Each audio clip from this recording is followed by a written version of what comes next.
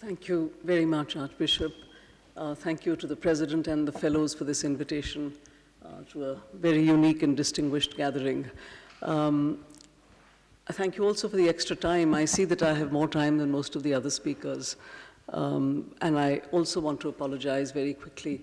There are a large number of typographical errors in the paper that I circulated. It was done in some haste, but try and make up for it now.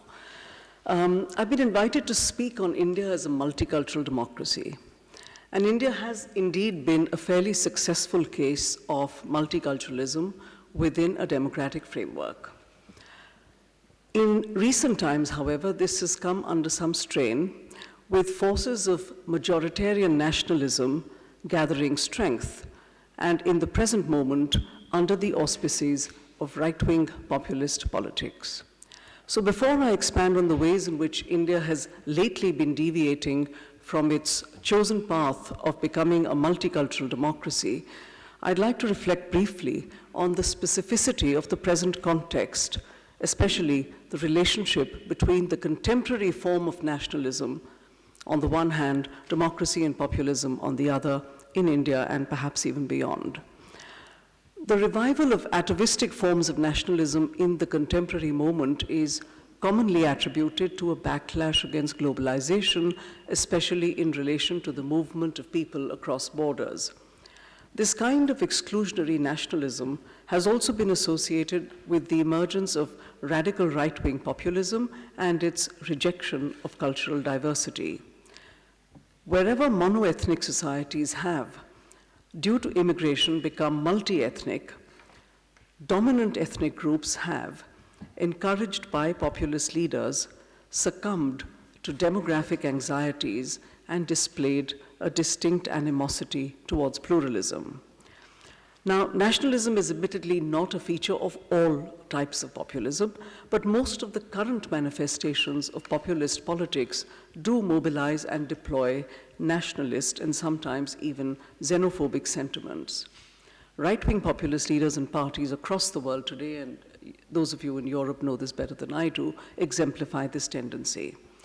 There's a particular way in which such populist leaders and parties mobilize and define the people such that they become the repository of national identity or some in-group identity based on ethnicity, religion, race, or class. This places them in opposition to, on the one hand, migrants or outsiders who do not belong to the national community, and on the other hand, the elite, which could be ethnic co-nationals and yet be despised for their corruption and complicity in the production of inequality. This is a fairly familiar script even in India, where we are today witnessing a new and overt hostility to minorities who have been an integral part of our society for centuries, as well as to migrants who have lived in India for several decades now. Elites who speak on their behalf are reviled simply for their espousal of alien liberal political values, of ideas like freedom of speech or minority rights. And this is not dissimilar from the phenomenon described by Yasha Monk for consolidated democracies like the US or the UK, whose citizens are now dissatisfied, as he argues, not just with their governments, but with democracy itself. In Monk's view, it is the decoupling of liberalism and democracy that is responsible for this unraveling. When liberalism, standing for individual rights and liberties and the rule of law, is detached from democracy, defined as a set of electoral institutions through which popular preferences are translated into policy, when this decoupling happens, we get variants like illiberal or purely electoral democracy, where the hallmarks of a liberal society, such as rights of minorities or the right to dissent, may not be respected. It could be argued that the current enthusiasm for populism represents popular disillusionment, not so much with democracy per se, but with representative democracy, and its enduring inability to channel popular preferences into policy. It is, in a sense, the very claim of representativeness, of representative democracy, embodied in the institutional form of elected legislatures that is being called into question, both where it has been formally successful for a couple of centuries, as also in places where it has yet to strike deep roots, such as in many countries of the global south. Just a couple of decades ago, a similar dissatisfaction with representative democracy had resulted in greater faith being invested in, for instance, participatory democracy, remember Porto Alegre and so on, and in civil society rather than political parties as agents of change. That earlier optimism about, if you like, democratizing democracy has now been replaced by cynicism and despondency about the future of democracy itself, finding expression in, among other things, the familiar anxieties about national identity, citizenship, borders, and immigration. It is therefore unsurprising that a major cross-country data set, VDEM, Varieties of Democracy, has in its 2018 report identified what it calls disquieting trends, a tendency towards autocratization in countries like Brazil, India, Poland, Russia, Turkey, and the United States. India and the US have been signaled as first-time backsliders, manifesting, quote, significant declines in liberal democracy, unquote. All these countries have populist leaders who unabashedly exploit nationalist sentiments to consolidate their hold on the citizen body. That's by way of context. Before I discuss some aspects of the new exclusionary nationalism that illustrates India's social and political journey from what has been called a national civic conception of citizenship to a national ethnic form of citizenship, I will, again by way of providing context, in this case specific Indian context, make a very brief comment on the multiple forms of cultural diversity that have historically existed in India.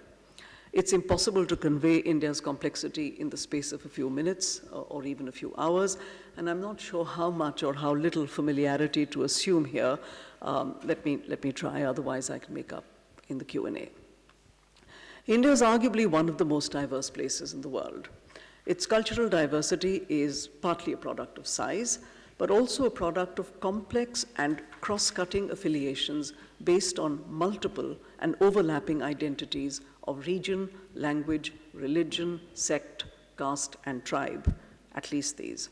The social universe of most Indians is a mosaic of multi-layered identities that encompass at least language, region, caste, and religion, apart from the more modern secular identities of gender, class, and location, urban, rural, etc. For groups historically disadvantaged by caste, tribe, or religion, there are also overlaps between cultural and material inequalities. For instance, the scheduled castes, that's the official term for the former untouchable castes, the scheduled tribes and the Muslims together account for close to 38% of India's population. On every economic and human development indicator, members of these groups are worse off than others, their economic impoverishment mirroring their social marginalization.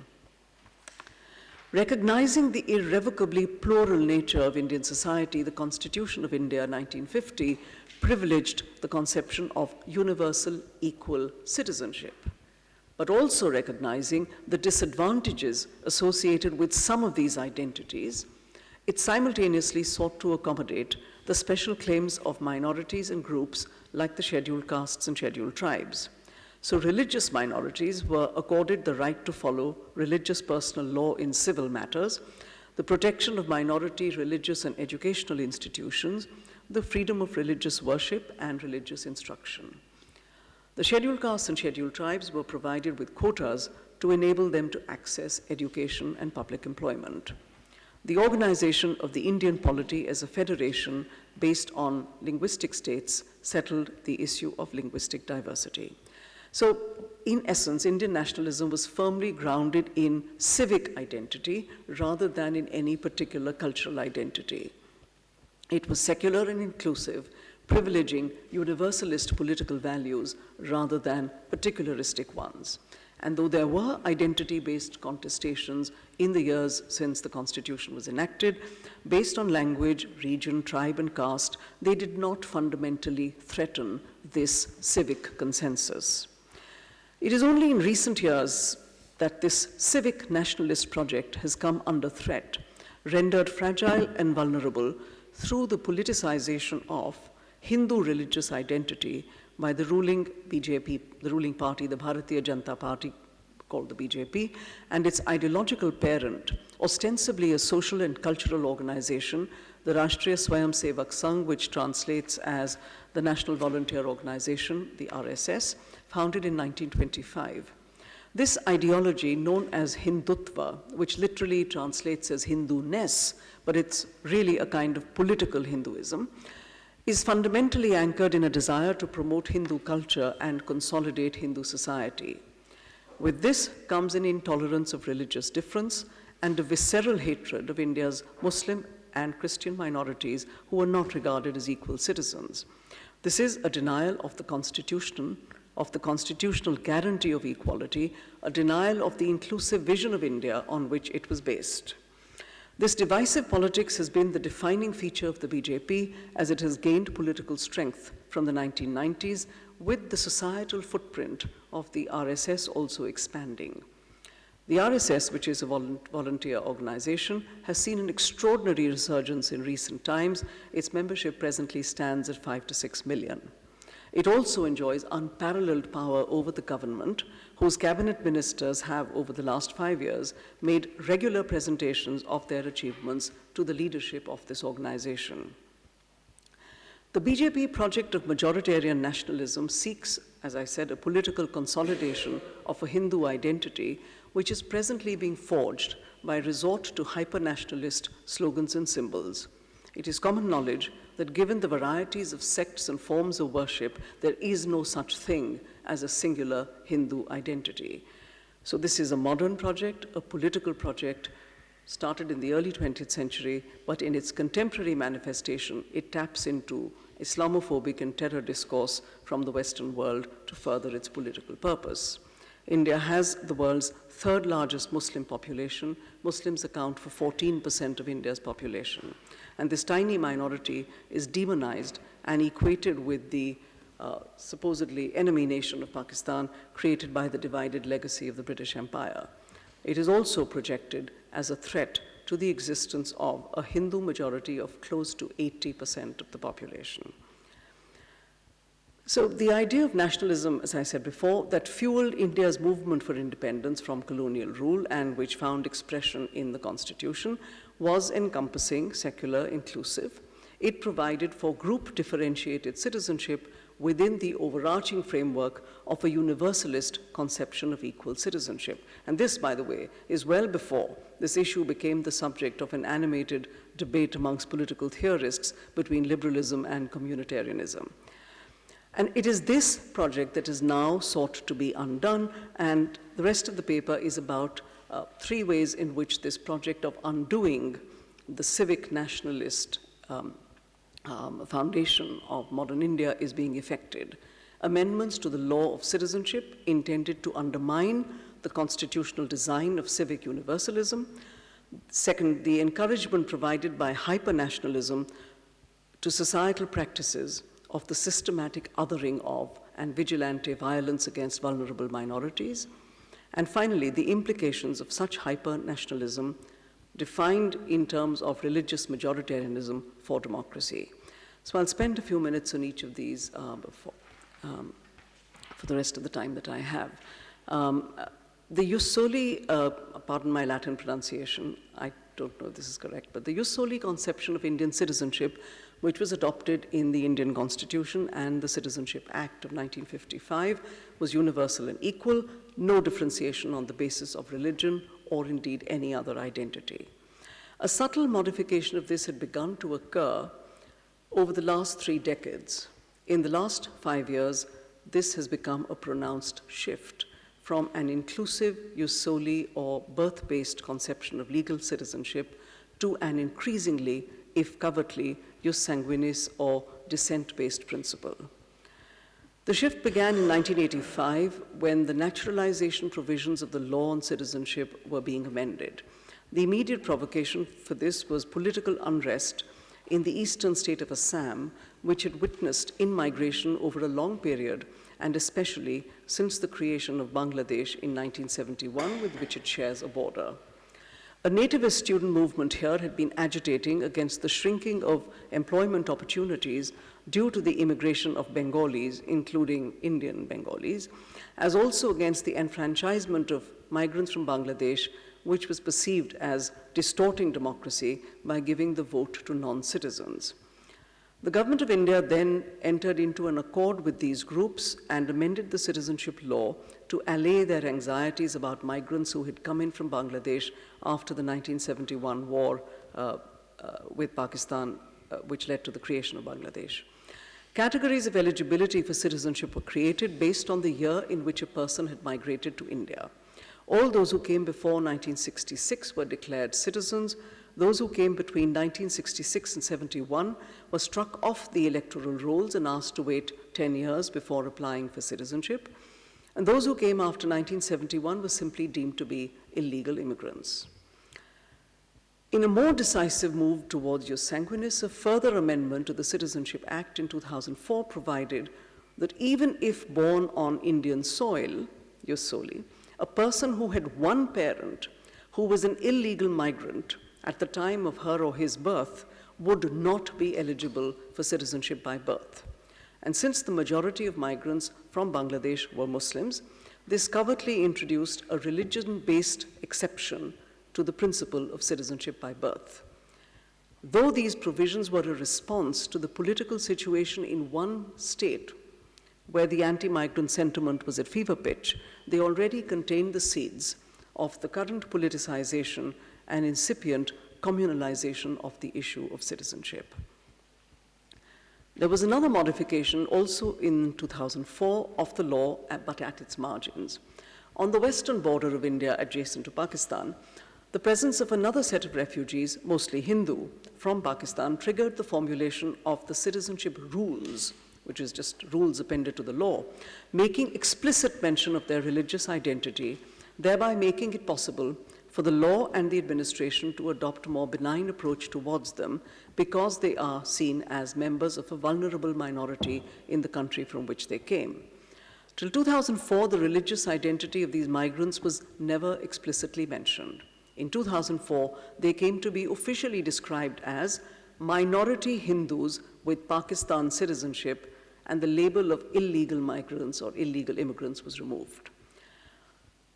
All of this has now resulted in a bill, which has not yet been passed, a citizenship amendment bill, which was introduced in Parliament by the present government in July 2016, and represents the culmination of its project of enshrining Hindu identity as the default identity of the Indian citizen by, on the one hand, excluding illegal migrants, read Muslims, and on the other, destigmatizing Hindu migrants by removing, as I said, the label of illegality. Energetically sponsored by the present government, the bill passed in the lower house of Parliament, where the government enjoyed a majority, but was stalled in the upper house of Parliament, where the opposition prevailed. The issue has been the subject of electoral and political mobilization by the ruling party in the currently ongoing election campaign, which culminates at the end of May. Both the Prime Minister and the President of the ruling party have been highlighting the issue of illegal migrants in their campaign speeches. The President of the ruling party has referred to immigrants as vermin, pledging to throw out all infiltrators, except those who are Hindus and Buddhists.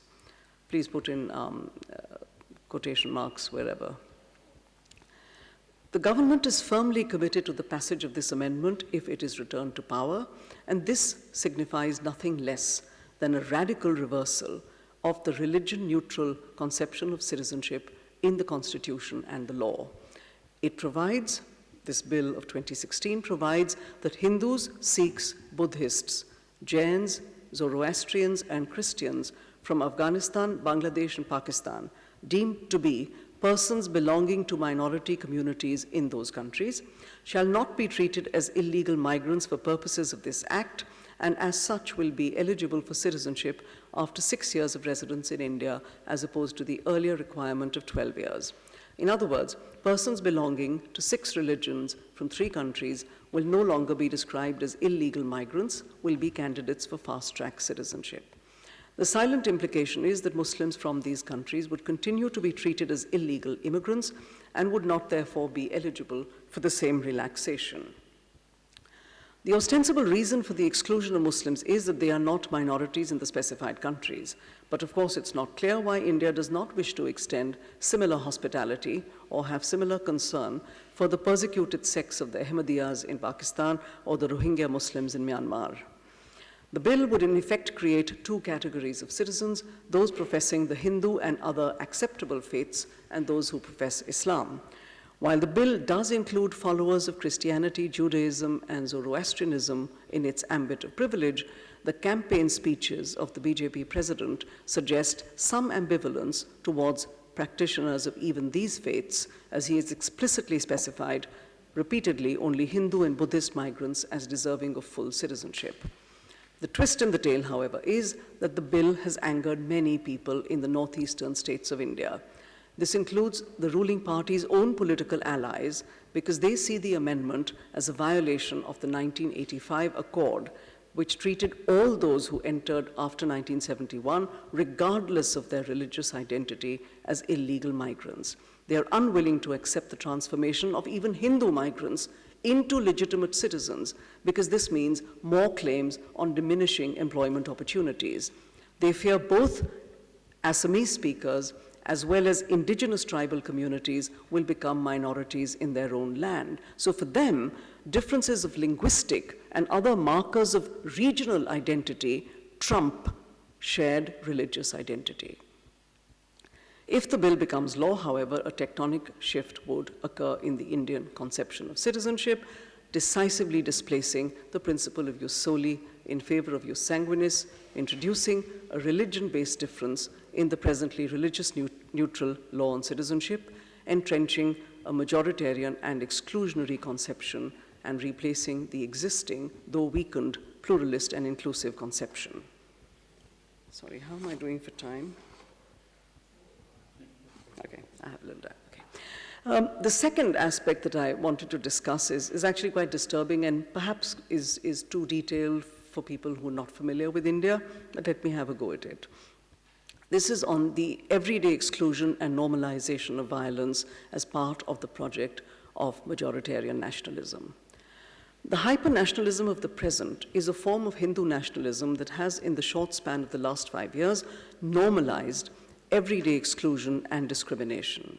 And this is expressed in many ways, some of which, like the discrimination against Muslims in the housing market, have a longer history in Indian society, but are now expressed with greater force and confidence.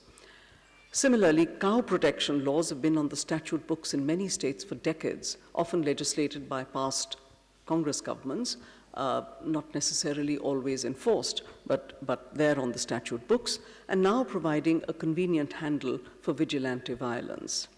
What is new now is the use of an impliedly Hindu but substantively hollow idea of nationalism to intimidate minorities by, for instance, subjecting them to tests of national loyalty, such as the requirement that all of them, but especially Muslims, must chant slogans or sing nationalist songs which are replete with Hindu references. The citizens who have been especially targeted in recent years are students, intellectuals, and activists who have come to be labeled anti-national. This has become a term. Some of them even arrested for or charged with sedition simply for exercising their rights of free speech or expressing dissent against the government's policies. The denial of academic freedom has become routinized, with some rationalist intellectuals having been assassinated, some even before 2014, by avowedly Hindu nationalist organizations, one of the most horrifying such incidents being the murder a couple of years ago of a fiercely independent journalist in Bangalore. Artists and intellectuals who protested constraints on free speech through the symbolic gesture of returning state awards were mocked on social media and ignored by the government. Any Muslim intellectual or artist who dared to speak up was instantly told to go to Pakistan. In recent months, activists and lawyers working with the poor and dispossessed, especially in areas where there's a tribal population, have been thrown into jail on fabricated charges that frame them as enemies of national security. This entirely meaningless, hollow term, anti-national, was minted to describe anyone avowing liberal values like dissent or minority rights. All dissenters became, by definition, anti-national, anti-Hindu, or Muslim sympathizers not fit to belong to the BJP's conception of the Hindu nation. More alarming is the dramatic increase over the last 5 years in the incidence of hate crimes. Between 2014 and 19, there were 260 hate crimes as compared to 22 in the previous 5-year period. If we take the entire set from 2009 to 19 so far, of 282 victims, broken down by religious affiliation, it shows that 57% of the victims were Muslims, 15% were Christians, and 13% were Hindus. The religion of the perpetrators correspondingly was 56% Hindus and 12% Muslims, the remaining unknown. Incidents of vigilante violence against Dalits, the former untouchable castes, have also been rising steadily, going up 44% since 2014, according to official statistics. Even before these violent incidents began to proliferate, 2 campaigns had been launched in North Indian society. The first of these was called Love Jihad. It was the label used to describe any interfaith marriage between a Muslim man and a Hindu woman, the insinuation being that Muslim men make false professions of love to Hindu women when their real intention is to convert them to Islam and thereby increase the numbers of Muslims. Some Muslim men who were charged with this were not just assaulted but even killed. The second campaign was called Ghar Vapsi, or Homecoming. This petered out after an aggressive start in 2014, but it took the form of organizations like the RSS and another one, the VHP, organizing events at which Muslims and Christians could be converted to Hinduism. There is actually no such thing as conversion to Hinduism, but to reverse their presumed involuntary conversion to the faiths they practiced. Between July and December 2014, it was claimed that 8,000 people in 2 southern states had undergone conversion. This continued in subsequent years. In April 17, 53 Christian families in the state of Jharkhand were converted to Hinduism as part of the RSS's campaign, which was called Christianity Free Bloc. A bloc is a small administrative unit, smaller than a district. So the social groups that have been particularly vulnerable to vigilante violence are Muslims and Dalits. 2 incidents have become powerful symbols of hate crimes against these groups. In September 2015, in a small town not far from Delhi, an ironsmith called Muhammad Akhlaq was attacked and killed by a lynch mob on suspicion of killing and consuming a cow. His attackers were his Hindu neighbors in a town where his family had lived amicably for 4 generations. Public attention was deflected from this barbaric murder by ruling party legislators who began baying for the blood of Akhlaq's family and demanding their prosecution for having harbored beef, though forensic examination showed that it wasn't actually beef, it was mutton. The question of who killed Akhlaq became the casualty of political amnesia as attention was turned to the question of what he and his family were eating rather than the fact that he was murdered. A police case was filed against Akhlaq's wife and mother for slaughtering a cow, so the dead victim became the aggressor. In another equally horrifying incident in July 16, 4 young Dalit men in a small town in the state of Gujarat were stripped, paraded on the streets, and beaten up by a group of so-called cow protectors for skinning a dead cow.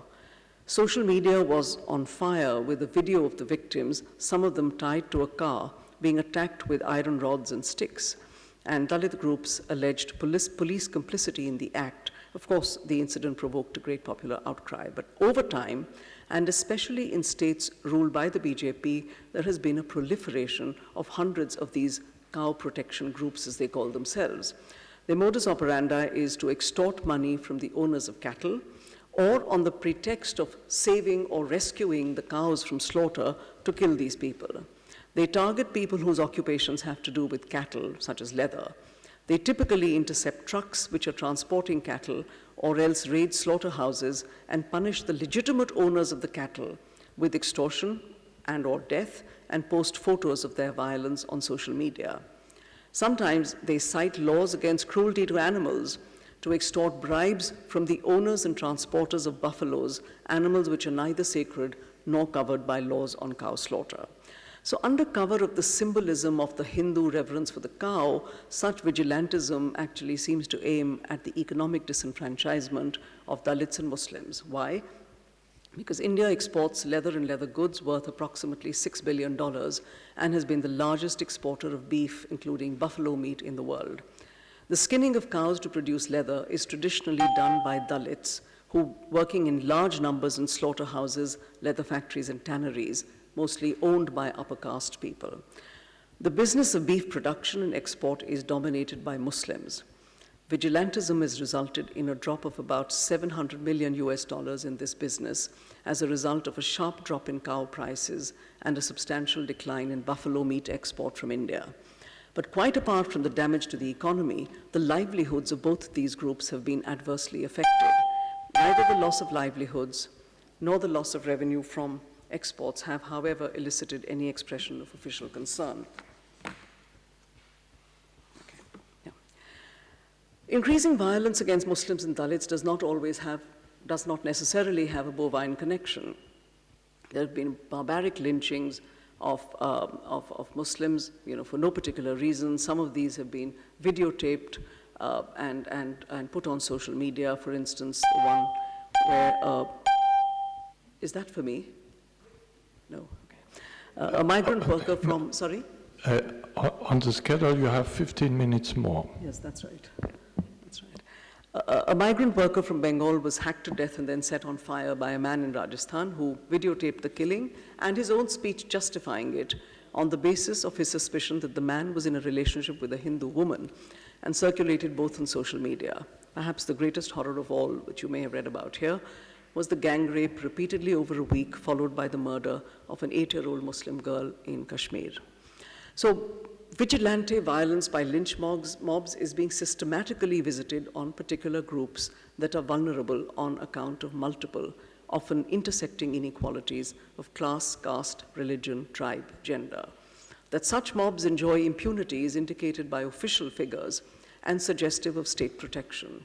National Crime Records Bureau tell us that although violence against Dalits is up 44% since 2014, there's a 90% rate of charge sheeting and a conviction rate of barely 20%.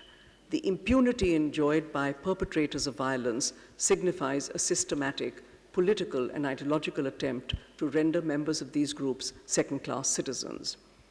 Majoritarian nationalism has facilitated a normalization of patterned violence, which is now pervasive, and many of us fear it may not be easy to turn the clock back on this, even if there is a change in government. Because violence, both physical violence as well as discursive violence on social media, has disquietingly become the norm, justified by an entirely manufactured idea of hyper-nationalism that feeds off hostility towards an internal minority by externalizing it to a hostile neighboring state. The normalization of prejudice, whether or not it finds expression in actual violence, is also indicated in recent surveys of citizen attitudes, which show strong public support for majoritarian nationalism and demonstrate the weakness of bonds of personal friendship across castes and religious communities, which could potentially transcend these differences. The final issue I want to raise is the move from representative democracy to populism in India. The present dissatisfaction of people with their governments is arguably an expression of a more fundamental discontent with representative democracy as a form of government that fails to enact popular preferences into policy and instead accords legitimacy to the rule of corrupt elites who are seen as advancing only their own interests. Across the world, we have seen how populism has stepped into the breach, encouraging anti-politics on the one hand and charismatic, even authoritarian leadership on the other. Populism appropriates and ostensibly retains the idea of democracy, but transforms it into something suspiciously non-democratic. India, too, like many other countries, has seen the rise of right-wing populist leadership that retains the shell of electoral democracy while turning its back on the liberal core of the democratic ideal. The BJP campaign in the election of 2014 projected Narendra Modi as the outsider who would be the most authentic people's representative, waging their battle against the corrupt and entitled elites of the previous regime. Over the next few years, and especially on social media, this fabricated image of the supposed elite came to encompass all individuals espousing liberal opinions or advocating individualistic values like free speech. Democracy was already hollowed out and unmoored from its anchorage in liberal ideals. Populist nationalism in India has a particularly conflicted relationship to democracy. On the one hand, the idea of nationalism is being politically mobilized today as a weapon to not merely suppress basic civic freedoms, but to question their very legitimacy, their very worth as political values. Asking questions of government is described as an anti-national act, rather than an assertion of citizens' freedoms. Widespread intolerance and chauvinism pose a challenge to the very infrastructure of Indian democracy built up over decades, denying citizens their constitutional right to freedom of expression, but also violating values that are arguably fundamental to a democracy: difference of opinion, dissent against established norms, and persuasion through dialogue and discussion.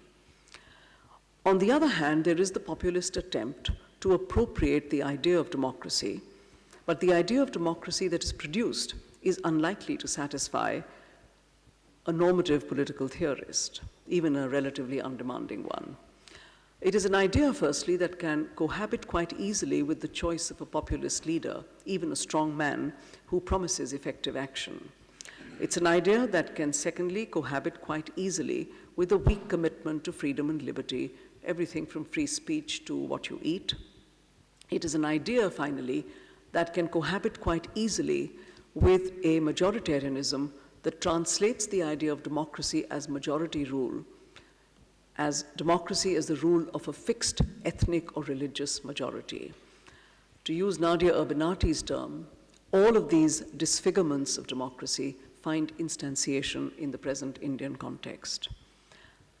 The democratic principle has been substantively denormativized and reconfigured to reinforce majoritarianism. Democracy in this form means nothing more than the supremacy of sheer numbers, leading to an elision between the majority as a procedure for producing a government, the standard definition, and the majority as a fixed hegemonic group. Because the Hindu religious majority is numerically dominant, it is assumed, popularly assumed, that it is consistent with democracy, that its interests should be privileged. And this distortion in the idea of democracy as rule of numbers provides ready support for the legitimacy of majoritarian supremacy and the accompanying denial of minority rights. I mean, it is truly a feat of populist political rhetoric that a majority of 80% of the population can be made to feel besieged and threatened, especially when the minority comprises people who are much worse off on all social and economic indicators, including education and employment, and they're underrepresented in all public institutions, from parliament, the judiciary, and the government, to the army, police, bureaucracy, media, and universities. In its election campaign of 2014, the BJP made it abundantly clear that it could do without the Muslim vote. It felt no need to canvass the Muslim vote. In the largest state of UP in North India, it did not put up a single Muslim candidate. The parliament that just completed its term has had just 4% Muslims, which is the lowest ever proportion of Muslims in the popularly elected lower house since 1957. And not a single one of those that were there belonged to the ruling party. This was the very first time that a political party had deliberately, consciously, loudly conveyed the message that the largest minority community was electorally and politically dispensable. The discrimination and violence of the following years that I mentioned earlier has made it equally clear that minorities, especially Muslims, but also Christians, must be treated as second-class citizens who are present only on sufferance.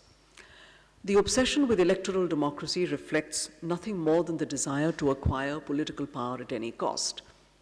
And this has been repeatedly and candidly acknowledged in the party president's call for an opposition-free India. The party set about trying to secure electoral victory in every state where elections were held in the last few years, and was largely successful in achieving this, even if often through brokering deals and buying out rivals. The imperative to secure electoral victory at all costs repudiates the institutional principle of the value of an opposition in a democracy. Indeed, the appetite for acquiring power qua power has been altogether devoid of any reference to the idea that the exercise of political power needs to fulfill a representative popular mandate, much less of the moral purpose or public good to which the exercise of political power is typically a means, at least in a democracy. So in the short space of 5 years, India has made a very long journey. It has traveled from its founding vision of civic nationalism to a new political imaginary of religious nationalism, which appears to be firmly entrenched in the public realm. As of now, the constitutional fabric remains intact, even if a little frayed and damaged through practice. But the majoritarian Hindu nationalism of recent years has certainly lacerated and ruptured the social fabric.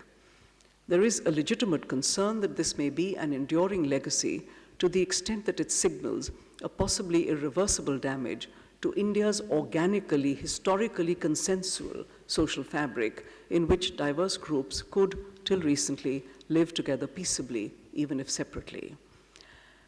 As I end, let me mention how ironical it is that the poet, the Indian poet, the Nobel laureate Rabindranath Tagore, who gave India its national anthem, was also an inveterate critic of nationalism, which he saw as a petty and limiting idea. He did so in the early 20th century at a time when the most massive anti-colonial movement in human history was taking place, with a powerful appeal across classes.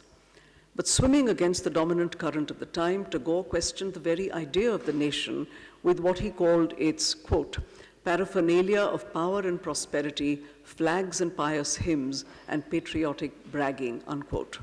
These were anathema to him, for nationalism was an idea that did not sit well with his desire to live in the world that had not, as he wrote, quote, been broken up into fragments by narrow domestic walls, unquote. His forebodings about nationalism may have seemed misplaced 100 years ago, but today they resound with meaning as petty and counterfeit, but dangerously exclusionary nationalisms abound. Thank you.